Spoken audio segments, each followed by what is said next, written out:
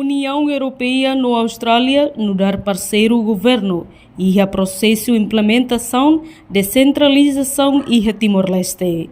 Lihirak nehato husi ministro administração estatal Tomás Cabral, jornalista Sira, terça-feira lorun rua nulo Racing Lima, fulan fevereiro tinan rihun rua nulo Racing Lima e a salão Hotel Timor dele. Governante ne dehan processo da descentralização ne discuti ona iha tinan 2003 vai bem ikus mai la iha resultado.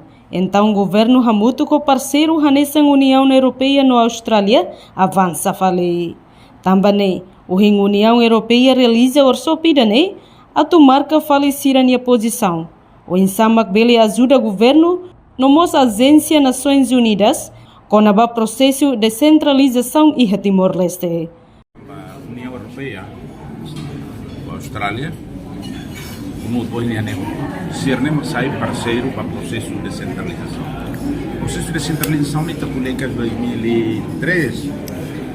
Nada malo, mas doador sermos nada malo. Também o governo ora decisão de aquilo que avança nessa. Também mais de 20 anos. O objetivo é hoje, né? A tu concentrar fale e ter a noite tomar. Por exemplo, a Austrália e a União Europeia normalmente se ajuda a circular de DBS, orçamento da Sira, tal é orçamento geral do Estado. Depois, seremos no projeto seria CRAI.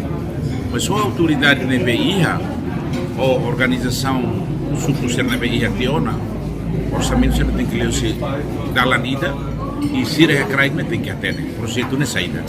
Da maneira que a conferência da União Europeia Macalo para a tomar que fale ser na posição ou em ser a tua ajuda através do governo ou através da Agência Nações Unidas. Não é complicado, é fator político. E em termos de legislação, não está a legislação preparada.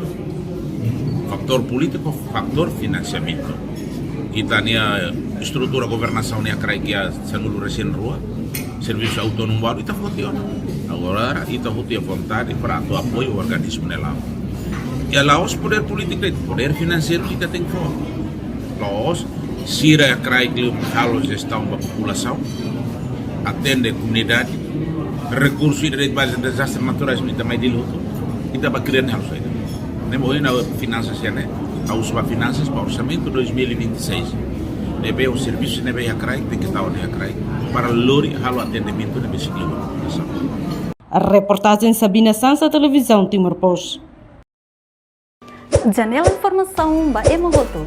Atua tem informação atual dia Clio. Kita haluha. Haneham botão subscribe, like. Halo comentário no faixa tutang ba media social hoto.